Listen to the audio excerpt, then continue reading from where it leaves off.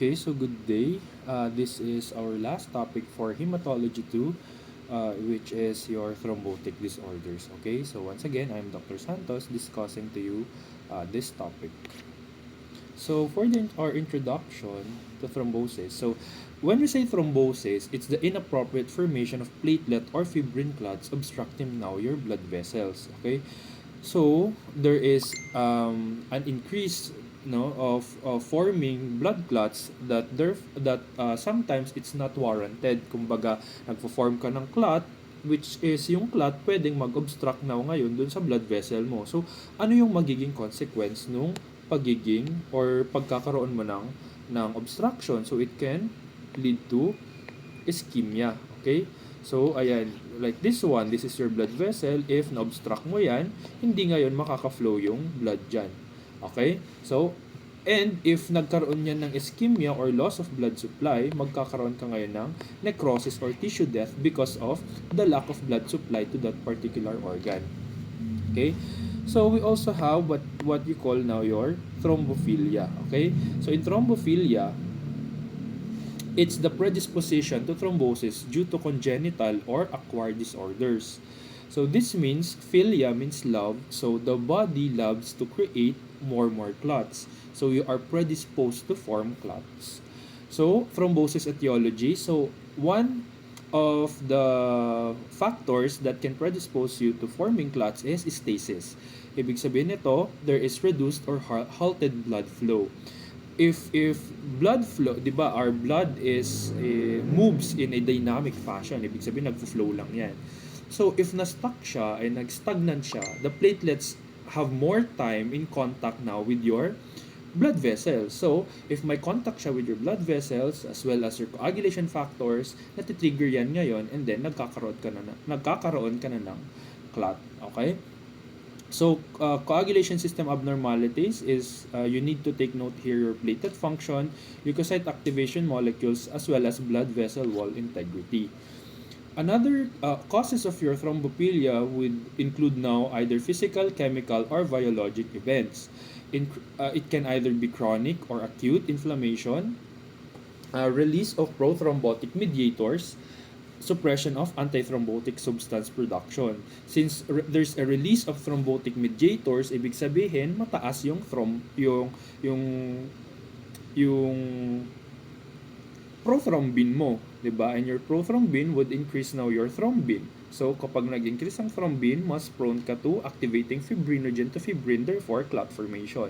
If wala namang magi-inhibit ng prothrombin activation mo, like your antithrombotic substances, if it is suppressed, ibig sabihin yung clot mo hindi siya or walang counter-regulatory effort yung katawan para i-counteract yung activation ng thrombin, therefore more fibrin ang mafo-form. Okay? So platelet and coagulation dysregulation, if there is uncontrolled platelet activation, uncontrolled blood coagulation system activation, and of course suppressed fibrinolysis, because we need fibrinolysis to dissolve the clot. But if it is suppressed, mawawala ngayon yung counter-regulatory effort ng katawan mo to dissolve the clot. So acquired thrombosis risk factors. So in life, we acquire a legion of habits and circumstances that either help maintain or damage our hemostasis systems. So in this table, non-disease risk factors that contribute to thrombotic events is that one of which is your age. Okay, so as you grow older, your after age 50, the risk doubles a decade after 50. So when you reach 60 years old, 2 times na yung incidence mo of having now thrombosis. That's why mostly ang nakikita nyong nagkakaroon ng myocardial infarction as well as stroke ay yung mga older people.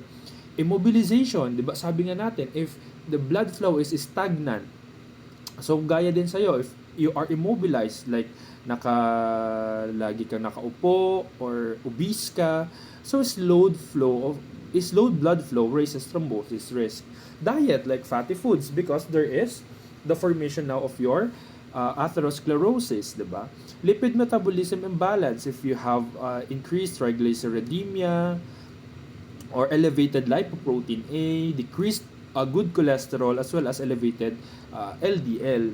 All of them would contribute now to the deposition of lipid plaques, forming now your atherosclerosis. And if you have atherosclerosis, there is obstruction in your blood vessel, therefore leading now to decreased blood flow. So oral contraceptive use. Ito yung mga female in their reproductive age that uses oral contraceptive use has 4 times to 6 times increased risk. Bakit?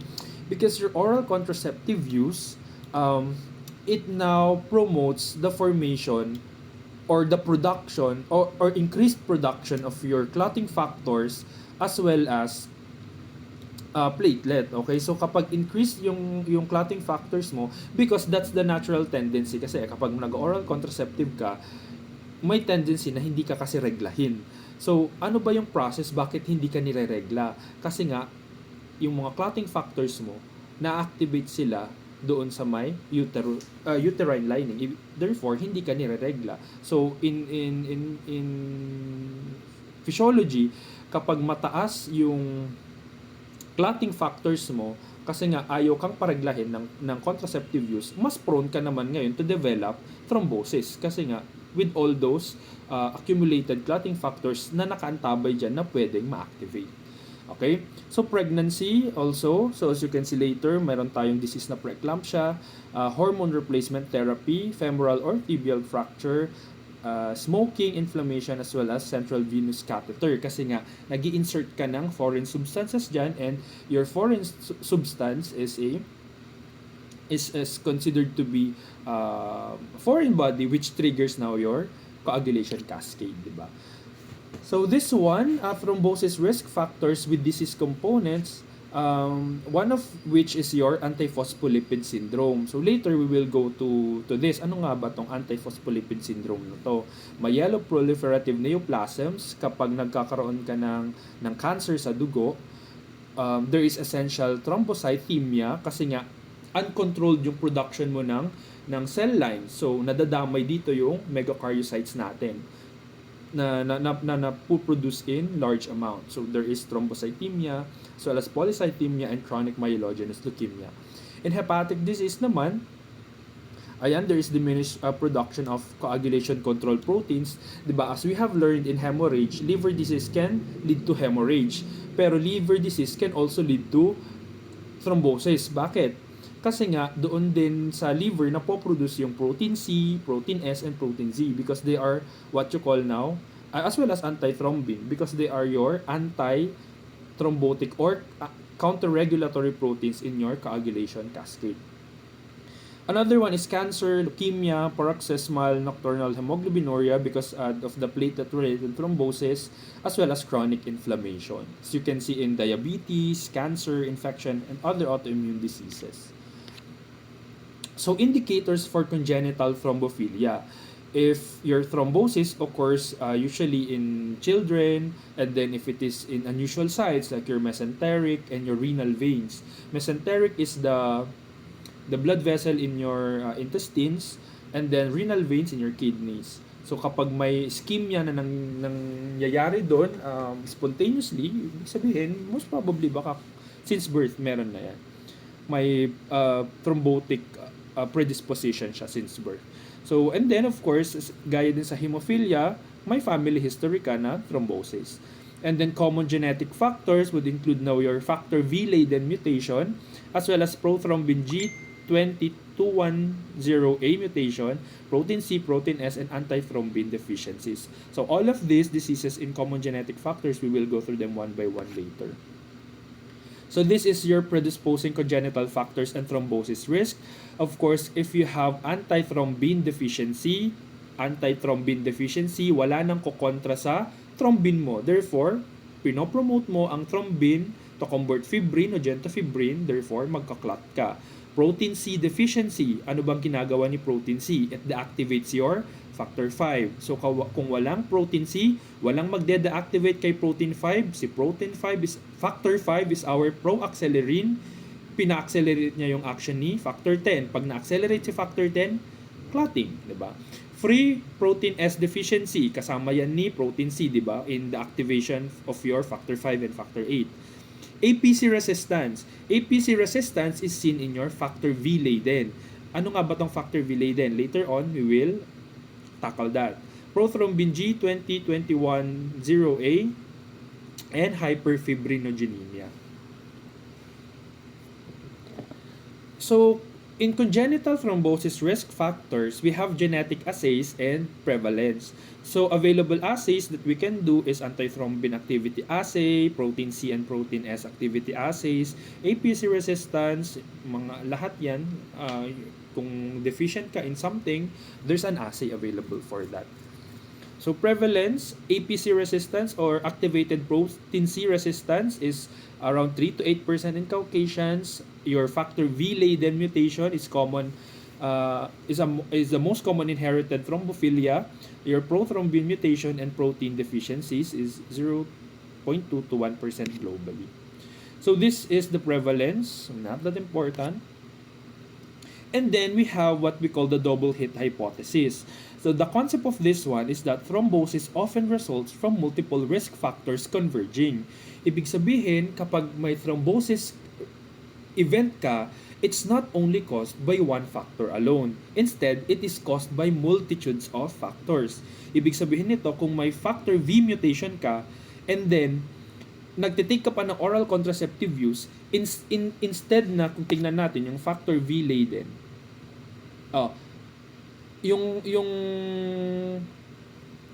yung ano natin, yung prevalence natin is around 3 to 8% lang. And then people with at least one thrombotic event, 20 to 25. Pero kung i-combine mo yan ngayon, with the double hit hypothesis, ibig sabihin dalawa na yung risk factor mo, factor V Leiden plus your oral contraceptive use from 3 to 8%, nagiging 35-fold increase na yan. Okay, so this is dangerous, di ba, to our patient. Because syempre, yung oral contraceptive use, kailangan yan, di ba? In order for our overpopulation, di ba? Pero hindi mo mamalayan na may factor V Leiden mutation ka pala. So, kapag pinag-combine tong dalawang factor na to, magiging or magsasuffer yung patient natin, possible stroke, di ba? So, another one is your homocystinemia and your factor V Leiden mutation that would induce now 10-fold increased risk. Let's go to homocystinemia then later. So implication, your single genetic defects may not cause thrombosis without additional factors. So in laboratory evaluation of your thrombophilia, you have what you call the antiphospholipid antibodies. Ano tong mga to? This is a family of immunoglobulins or antibodies that bind to protein phospholipid complexes. Okay ha? From the name itself, antiphospholipid antibodies. Itong tatlong to, this one, lupus anticoagulant, basically ito, tong dalawang to muna, si lupus anticoagulant and your glycoprotein 1, si lupus and your glycoprotein 1, these are found in your, saan ba nakakakita ng phospholipid? Sa membrane ng platelet. Okay? So, nandyan si lupus, anticoagulant, nandyan din si glycoprotein 1. Saan nyo nakita si glycoprotein 1? Glycoprotein 1A, 1B, di ba, for platelet adhesion. So, GP1. Nandyan yan, nakadikit yan ngayon sa phospholipid mo sa platelet. Saan naman si cardiolipin, doc? If you do not know, yung mitochondria natin, it's also made up of phospholipids, okay? The mitochondria inside your platelet also contains phospholipid as its membrane, okay? So, yung cardiolipin na yan, nandyan yan sa mitochondria niya. So, kung nag-develop ka ngayon ng antibodies directed towards your lupus anticoagulant, nagkaroon ka ng antibody directed to your GP1 or glycoprotein 1, nagkaroon ka ng antibody directed to your cardiolipin na nasa membrane ng mitochondria, anong nangyayari? Kino-coat mo ngayon yung platelet ng mga antibodies. Anong possible mangyari dyan? Yung antibodies mo, remember that they will react to antigens. Okay? So, possible na maging antigen yung isang platelet, magiging didikit siya dyan. Okay? So, ang ginagawa nitong mga antiphospholipid antibodies na to, ginagawa nilang sticky yung platelet mo.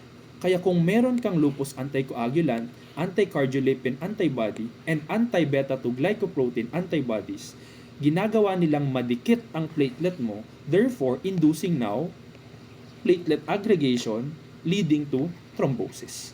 Okay? So ito yung pathophysiology ng pagkakaroon ng antiphospholipid antibodies mo. Okay? So associated conditions of your antiphospholipid syndrome, there is transient ischemic attacks because of the clot formation nga, 'di ba? Kung may clot formation, merong ischemia.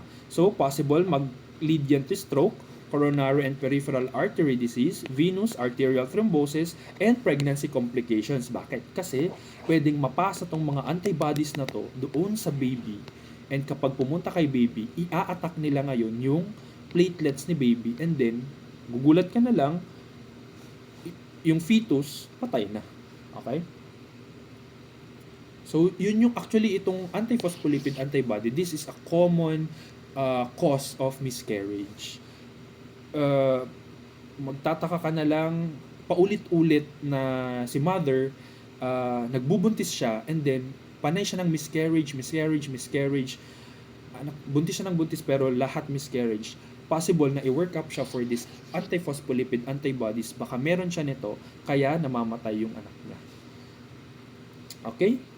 So, in the testing of your antiphospholipid antibodies, we have your lupus anticoagulant detection via the clot-based assays like your diluted Russell Viper venom test, as well as your partial thromboplastin time, no? Activated partial thromboplastin time, or your PTT, okay? So this is your Russell Viper, okay? So yung venom niya, yun yung ginagamit natin as reagent sa DVVT. So ano bang ginagawa nito?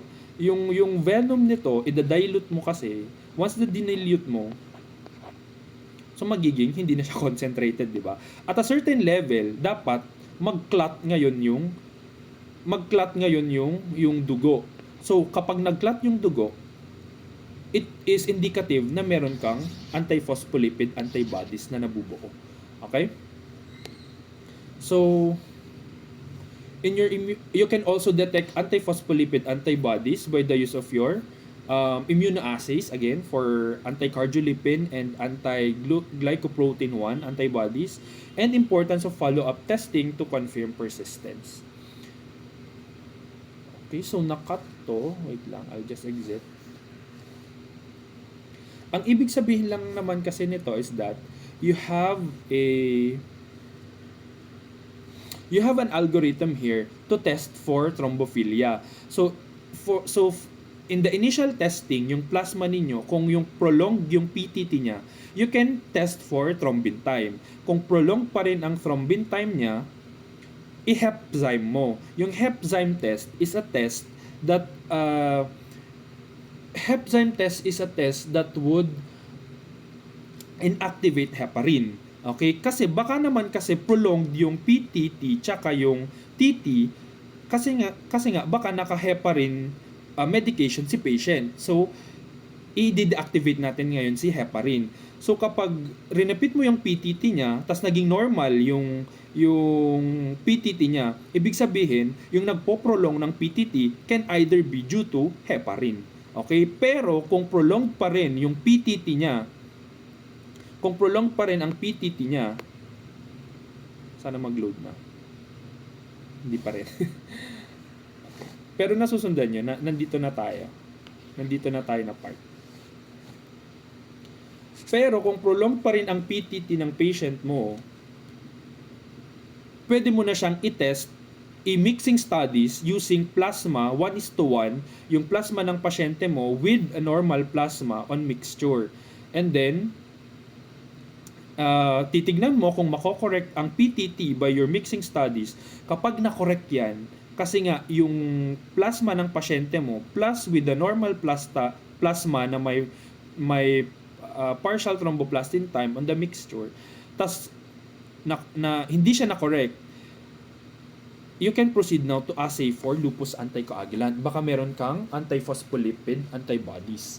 And then, if na-correct yung PTT mo, it just suggests that it can either be a factor deficiency or a specific factor inhibitor. So magpo-proceed ka pa rin with the testing of your plasma using now your 1:1 normal plasma, then incubate it 37 degrees, and then repeat for PTT. Okay, so follow mo lang tong algorithm na to in the lab. But usually this is not done. Because if there are antiphospholipid antibodies, we often request now for the specific assay. So, for example, if you are suspecting for lupus anticoagulant, magpapalupus anticoagulant assay ka na lang to detect for its presence or absence. Okay? So, lupus anticoagulant test profile. So, your key assays is that you use your dilute Russell Viper venom time, silica-based partial thromboplastin time, and then older assays which are not usually done now is your kaolin clotting time and your dilute thromboplastin time. So algorithm, you have the 4-step process. So kapag prolonged yung clotting time, mag-mixing studies ka. If may mga nakita kang uncorrected doon, mag-correction ka by the use of your phospholipids and exclusion of other coagulopathies. So in your anti-cardiolipin antibody immunoassay, so the process here now includes your cardiolipin and glycoprotein 1 complex, microplate coated. So you detect now the enzyme labeled anti-human IgG, IgM, or IgA. Ito yung mga antibodies that attracts now your cardiolipin. Okay, so reported in GPL, MPL, or APL units. So the detection of IgM and IgG isotypes, there is a stronger correlation with thrombosis than ACL antibodies or anti-cardiolipin antibodies. Kasi nga yung cardiolipin mo nasa loob kasi ng mitochondria. So not unless malayas yung platelet, ma-expose yung mitochondria, dun ka palang magkakaroon ng thrombosis. Pero si glycoprotein kasi, remember na nasa membrane siya ng platelet. Therefore, kung may antibodies ka directed towards doon, magiging sticky, di ba? So mas makaka-attract ka ng more platelets surrounding your platelets na may antibodies. So requirement for repeated testing after 12 weeks to confirm chronic presence. Antiphosphatidylserine, remember that your phosphatidylserine is also part of your phospholipid, di ba? So there are also antibodies that would attack now your phosphatidylserine. So it is used when routine assays for lupus anticoagulant, anticardiolipin, and beta-2 glycoprotein 1 are negative.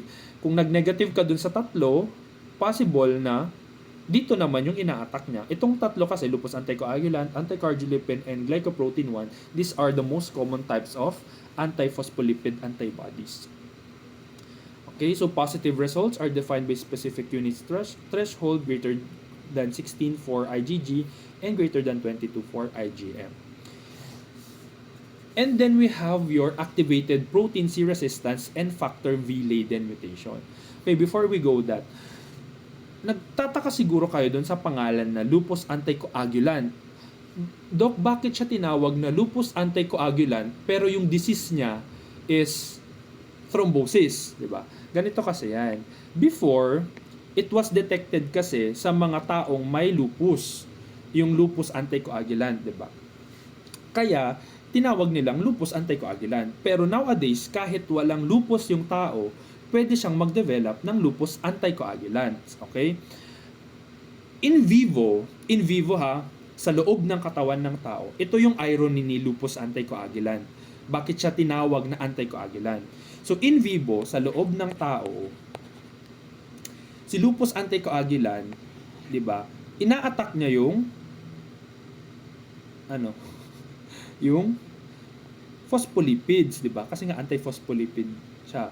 So may antibody ka directed towards your phospholipids. So may mga antibodies diyan. Ang ginagawa niya ngayon ay, ayun, as I've said, ginagawa niyang sticky yung platelet. So kung yung platelet mo sticky, mabilis kang magkaroon ng thrombus. Okay. So bakit siya tinawag na lupus anticoagulant? Kasi in vitro sa test tube, 'di ba? Sa test tube, tinetest natin ngayon yung PTT. Ngayon, Ano ang kailangan sa intrinsic tenase system? Anong kailangan natin sa intrinsic tenase system?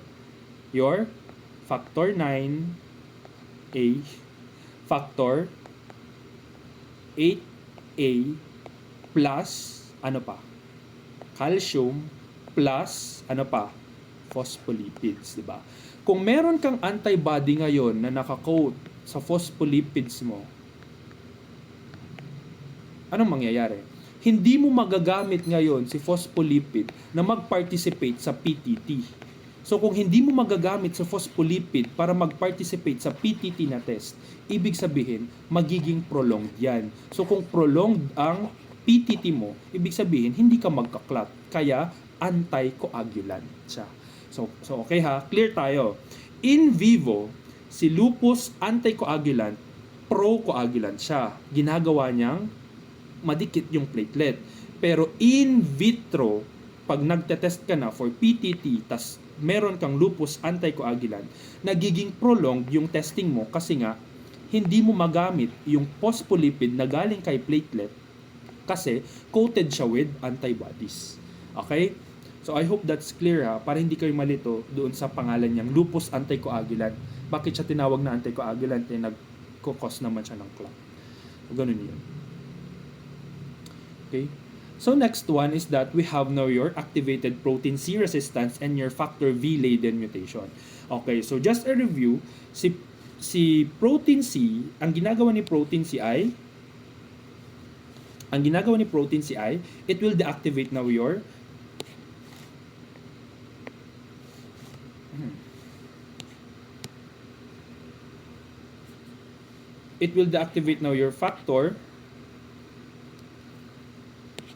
factor 5 to 5A, di ba? So, protein C, deactivate niya yan. Ang factor V laden mutation is that a variant of your factor 5 na pangit, kumbaga. So, pangit siya. Hindi siya gumagana as factor 5. Okay?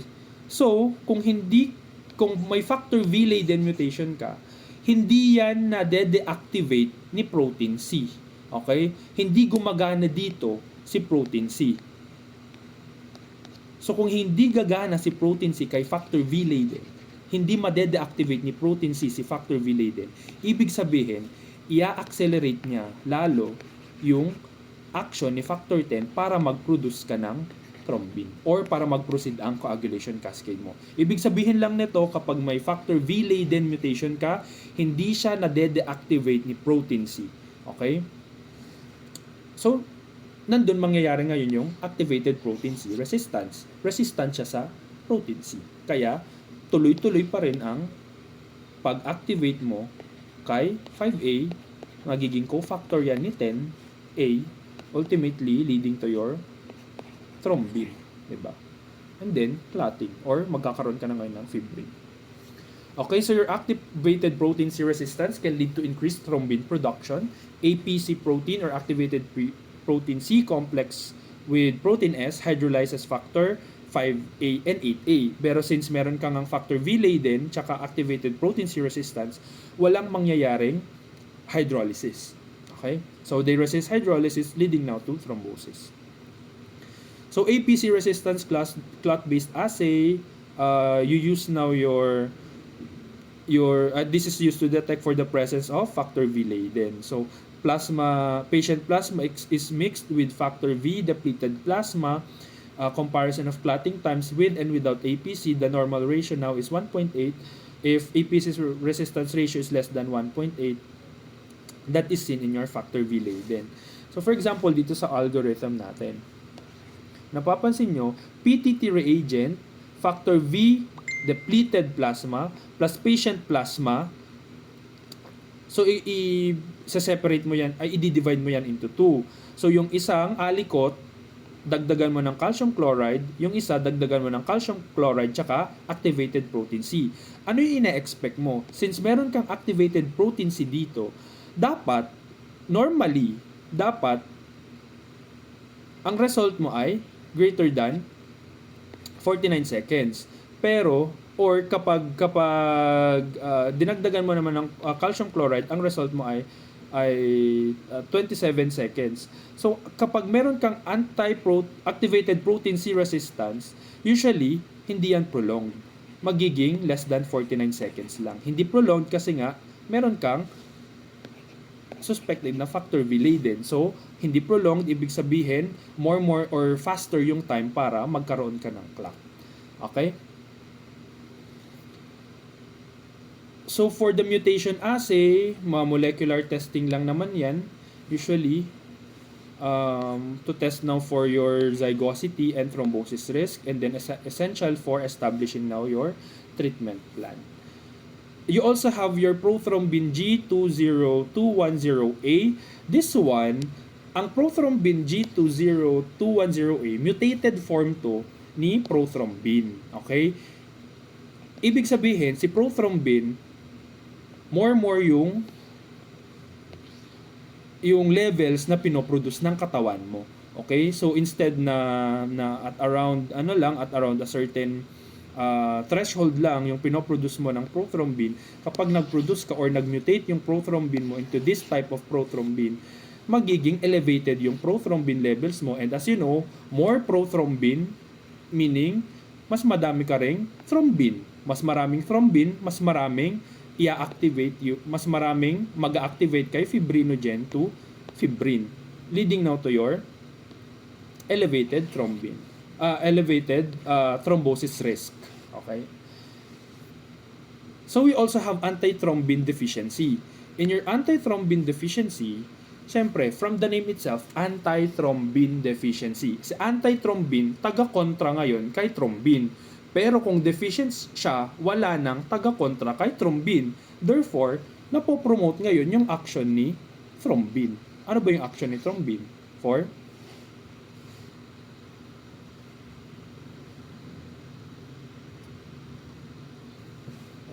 clotting, di ba? So, it's a significant thrombophilia risk factor with congenital and acquired forms. Antithrombin is a serine protease. Ibig sabihin, serine protease, protein yan, nanggagaling yan sa liver. So, deficiency usually is seen kapag may liver deficiency ka, nephrotic syndrome, heparin therapy, and in your disseminated intravascular coagulation. So, the type 1 antithrombin deficiency is the reduced type, and your type 2 is the non-functional, gaya doon sa von Willebrand natin, di ba? So that's your reference intervals for your adult plasma antithrombin and your antithrombin antigen levels. Now, for its assay, you can do functional test and activity assay, clot-based assay, and chromogenic assays, and to detect for quantitative and qualitative deficiencies. You can also use antigen assays to measure now the concentration of antithrombin or yung mga antibodies that would now target now your thrombin using a latex microparticle. So it detects now your quantitative type. And then you also have your heparin resistance and antithrombin assay. As you know, heparin now inhibits factor 2, di ba?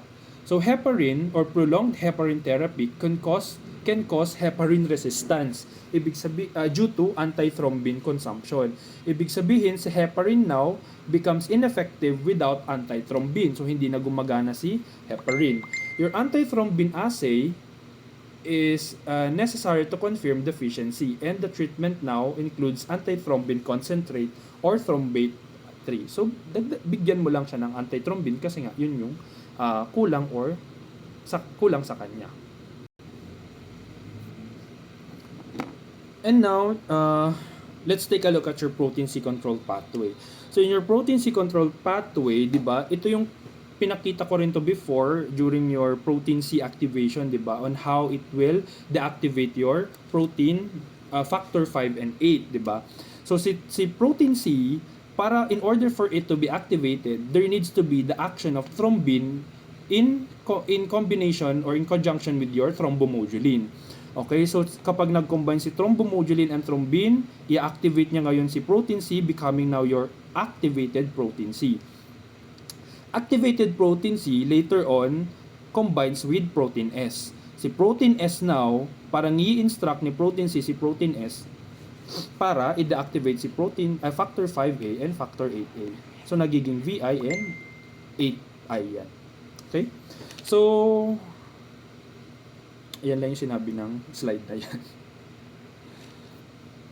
So, clinical consequences of protein C or S deficiency. So, kapag walang protein C and S, so imagine mo yung pathway. So, kung walang protein C and protein S, walang mag-i-inhibit kay factor 5 and factor 8. Ibig sabihin, it will hasten now or it will promote now your coagulation cascade leading now to the formation of your clot, di ba?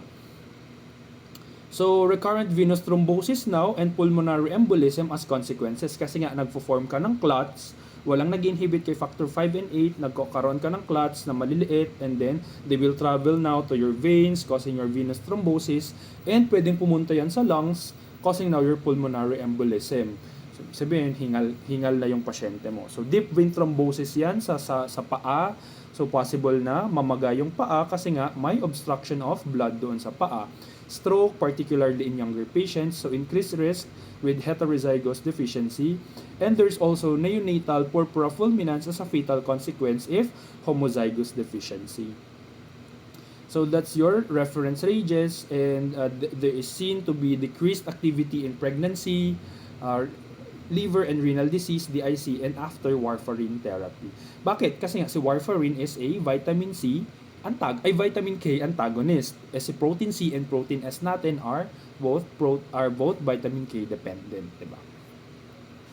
So assays for protein C, you can use your chromogenic assay and clot-based assay as well as immunoassay for you just to quantify it. Okay, so kung kulang, edi kulang. So deficient ka, diba? So protein S naman, clot-based assay and immunoassays. So we have what you call arterial thrombosis. Ibig sabihin, there's a thrombus forming now in your arteries. So there are certain predictors that can be markers for you to predict now the occurrence of arterial thrombotic diseases. This includes now your arterial thrombotic diseases can include now your peripheral vascular occlusion, myocardial infarction, which is your heart attack, and stroke, which is your CVI or cerebrovascular ischemia. The main cause is an atherosclerotic plaque formation kasi nga in your atherosclerosis there is lipid deposition, and upon deposition nagkakasugat yan and then thrombus formation to try now to seal the wound and then ultimately clot formation, di ba?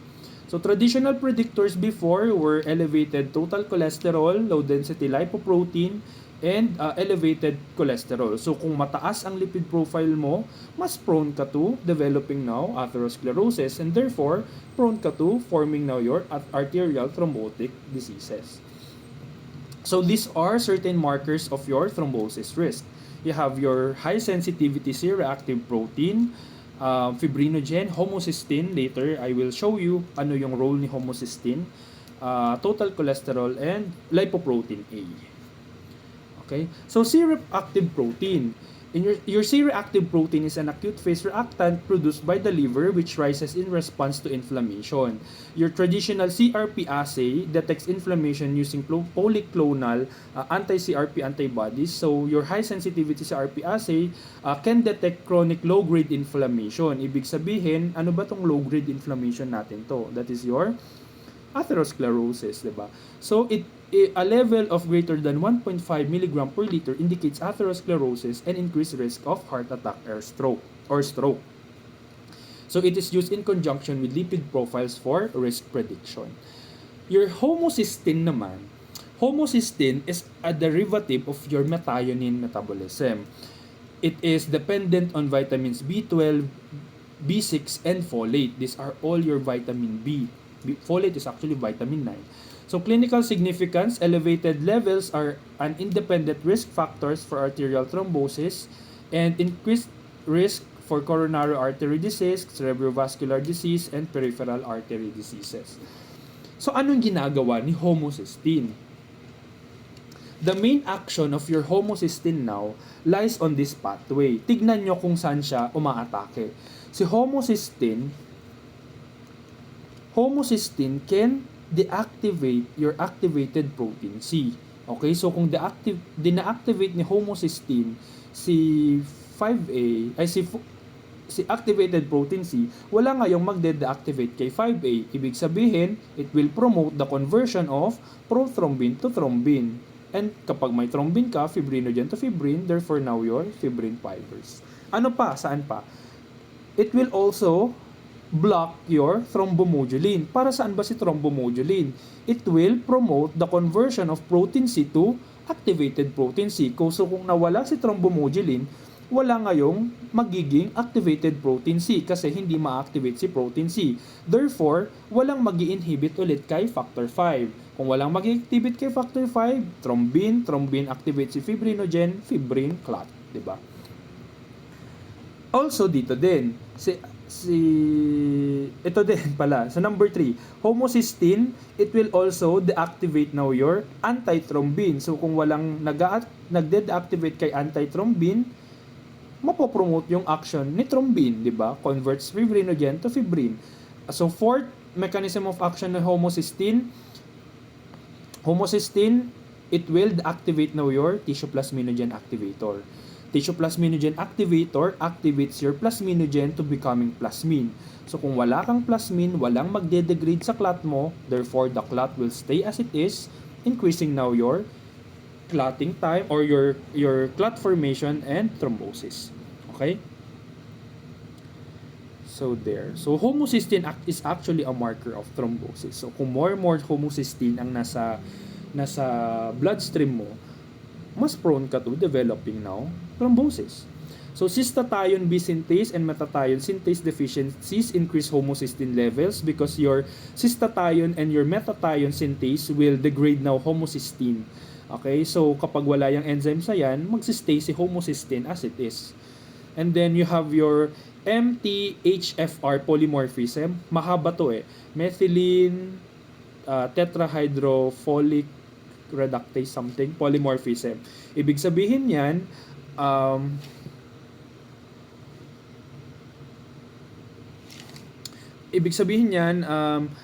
there is elevated homocysteine but is an independent thrombosis risk factor. Kumbaga, may gene defect, kaya elevated yung homocysteine levels mo. You have uncontrolled homocysteine production, kumbaga. So again, you can see here fibrinogen. So anong role niya in thrombosis? Of course, 'di ba? Si fibrinogen ang magiging substrate mo for your fibrin, 'di ba? So if mataas ang levels ni fibrinogen, therefore higher din yung chance mo to produce clots, 'di ba? So it supports now coagulation and activates platelets by glycoprotein 2B formation or your platelet aggregation. So assays, immunoassay, nephelometry, and your Klaus method.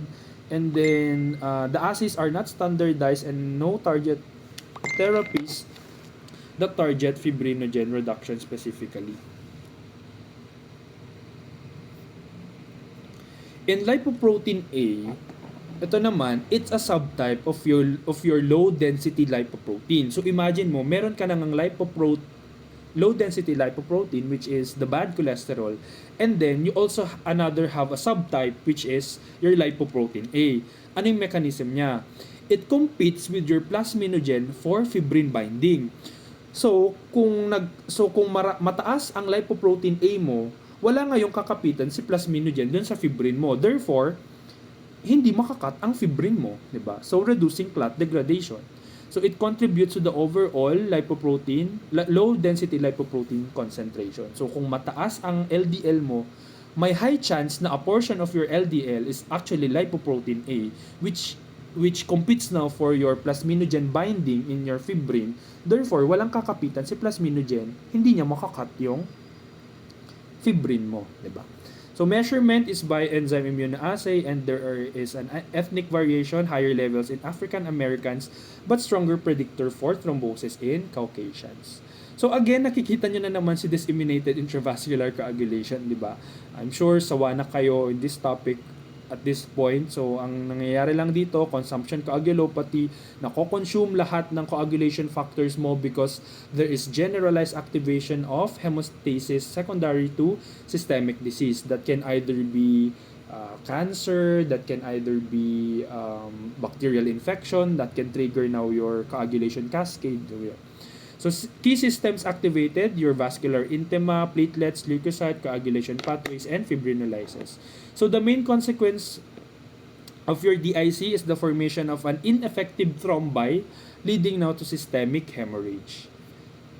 So in acute DIC, it is rapidly progressive and severe form, uncompensated, and life-threatening because of your severe deficiencies leading now to hemorrhage. Now in chronic DIC, there is this is the slow developing form that evolves over a longer period. It is often compensated. So, since longer yung duration, nag-a-adapt na ngayon yung body mo into producing now clotting factors that would actually compensate sa mga na-form na clots. And it is usually linked to chronic diseases like your cancer and liver diseases. So, pathophysiology, the primary culprit here is your circulating thrombin. Okay, so sequence of events, thrombin activates platelets and coagulation proteins. There is formation of fibrin microthrombi and consumption coagulation factors, proteins, and platelets. So the result, there is activation of fibrinolysis and release of toxic or inflammatory mediators. So acute causes would now be in your obstetric emergencies kapag may preeclampsia yung patient, sepsis, trauma, and cardiac disorders. Chronic causes can be your malignancies, liver and renal diseases, as well as inflammation and prosthetic devices. So tests that would be beneficial in your DIC would include now your platelet count, which is decreased kasi nga nagamit siya in the clotting process. Blood film for the visualization of your schistocytes. PT and PTT would be increased, pero ito yung talagang pinaka-sensitive sa kanila, which is your D-dimer. Okay, so increased siya. And your fibrinogen, decreased siya in a sense na nagagamit nga siya in the clotting process, but can be increased due to inflammation. Kung yung DIC mo is the inflammatory type, of course, mag-increase si fibrinogen because fibrinogen is an acute phase reactant. So other tests would include now your factor assays and thrombin time as well as your reptilase time. So symptoms of DIC, if the initial sign would be your hemorrhage because it presents a systemic bleeding, but in the long run it can lead to thrombosis. And it can lead to organ failure in your renal, CNS, and lungs due to the deposition of your clots in your kidneys, brain, and lungs, as well as for purpura fulminans in your meningococcemia. Chronic symptoms includes now your tissue necrosis, bone marrow failure, and inflammation. So this is a table in your Rodax that shows now the associated conditions and mechanisms by which they trigger now disseminated intravascular coagulation. Okay, so take note of the preeclampsia part. Saan dito? Here, the particulate matter from tissue injury, so that is seen in your preeclampsia as well as in your exposure to subendothelial tissue factor during vasodilation. Okay, so lahat ng yan, your example conditions can induce your DIC, and the specific mechanism is, for example, here in your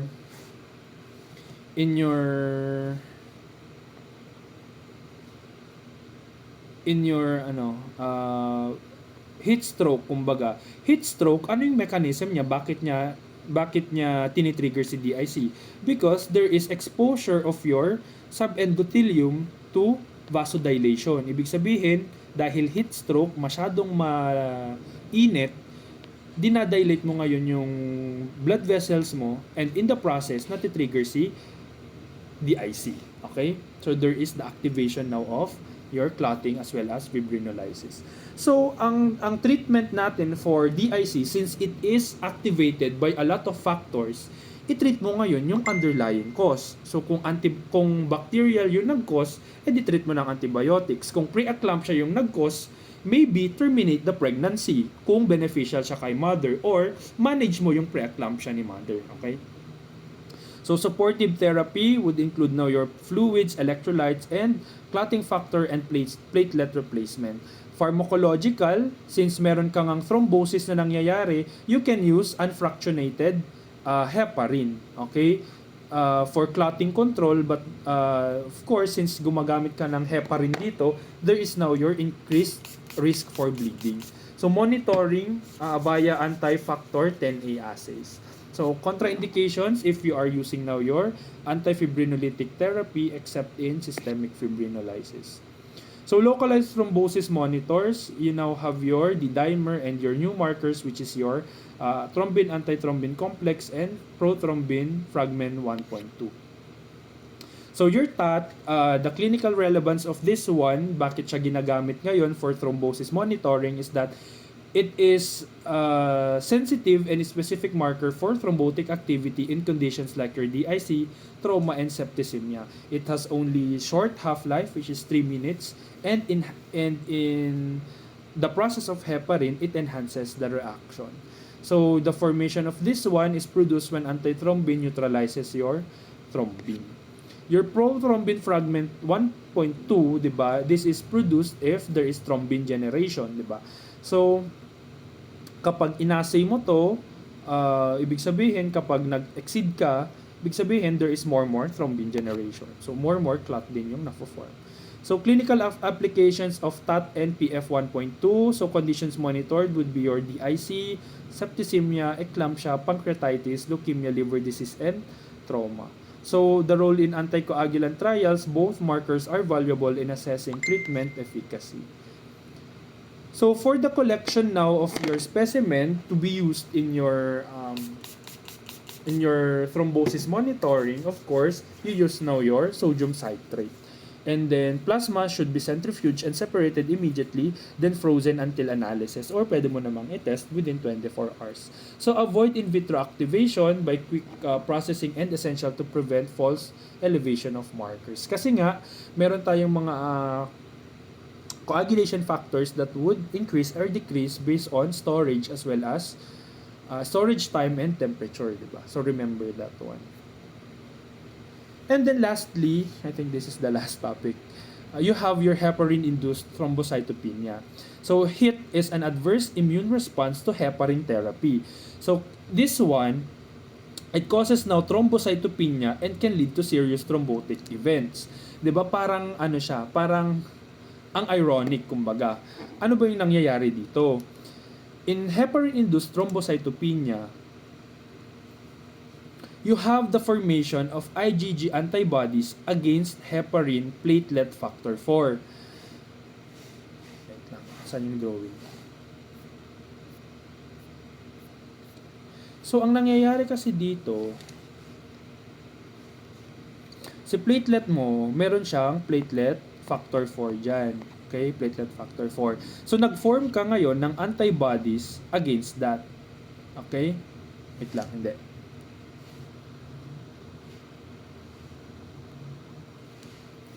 Okay. So, in this one, yung nangyayari kay HIT kasi or heparin-induced thrombocytopenia, bakit may thrombocytopenia? Clotting, di ba? Ang nangyayari dito sa in this disease is that yung platelet factor 4, PF4, produced by platelets, nagkakaroon siya ngayon ng complex with your heparin. Okay? Platelet factor 4 plus heparin, nagkakaroon yan ng complex, nagko-combine yung dalawang yan. Tapos, ang ginagawa ng katawan mo ngayon, nagpo-produce ka ng antibody directed towards this complex. Ngayon, kapag nagkaroon ka ng antibody directed towards this complex, hahanap yan ngayon ng platelet. So, didikit yan ngayon sa isang platelet. Anong gagawin niya? Pag dumikit tong complex na to with the antibody to your platelet, i-activate niya ngayon si platelet. Once activated si platelet, ano ba yung ginagawa ni platelet pag activated siya, di ba? Nagre-release ng granules, nagpa-participate sa adhesion, aggregation, therefore, nagkakaroon ng clot. In the process of creating now your clot, napupunta lahat ng platelets mo dito, ultimately leading to decreased platelet. Okay, so napunta na lahat yung platelet mo doon sa clot na yon. para siyang disseminated intravascular coagulation pero sa platelet naman siya. Kumbaga nauubos or napupunta kasi lahat dito yung platelet mo, kaya siya nagdi-decrease. Kaya siya thrombocytopenia pero clotting ang presentation niya kasi nga nagfo-form ka ng thrombus. And yung thrombus na yon, ang components nun ay lahat ng platelet mo pumupunta diyan. Kaya nagdi-decrease yung platelet count. Okay? So, ayan, antibody binding activates platelets through Fc receptors, 'di ba? Yung parts ng immunoglobulin mo, this is the Fc portion, and then magko-combine siya sa platelet, and then pag nag-combine, ma-activate ngayon yung platelet mo. Leads to platelet activation, thrombocytopenia, and microvascular thrombi. Okay, so clinical significance of your HIT. Predominant thrombosis type is your venous thrombosis. More common than in your arterial, kasi sa arterial, ang nagpa-predominate naman dyan ay yung atherosclerosis natin, di ba? So serious symptoms would be your pulmonary embolism. Big sabihin, yung clot kasi na nangyari doon sa paa mo, your deep vein thrombosis, pwedeng ma-dislodge yan. Once na na-dislodge yan, pwede yung mag-travel throughout your body, ultimately leading to your lungs. Pag yung thrombus napunta sa lungs, babara ngayon sa lungs. So, magkakaroon ka ng pulmonary emboli. And then, limb gangrene kasi nga doon sa paa, pwedeng mag-obstruction dyan, mawawalan ng blood supply yung paa mo. So, limb gangrene. You can also have stroke and myocardial infarction. Mortality rate is approximately 20%. So, mataas din.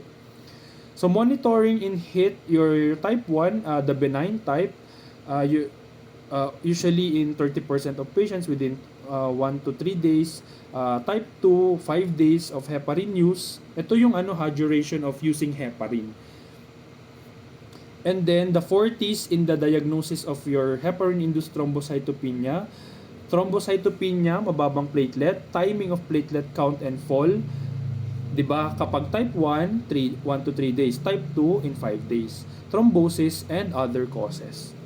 So, diagnosis is based on clinical symptoms and laboratory test. Ano yung mga laboratory test na yun? So, common laboratory test is your immunoassay. Diba? And then, you can also use platelet aggregometry, washed platelet Lumi aggregometry, and your 14C serotonin release assay. So, test monitoring, you can use your partial thromboplastin time, activated clotting time, your eccrine clotting time, or uses your snake venom reagent, pero hindi na si Russell Viper, ibang species naman to, and your plasma diluted thrombin time or hemoclot thrombin. So, that would be all for your thrombosis. I hope na na-understand nyo somehow yung mga thrombotic diseases. And sana aralin nyo tong chapter na to in your Rodax chapter 39. And good luck in your quiz as well as your upcoming finals. Okay, so good luck and God bless us all. Bye-bye.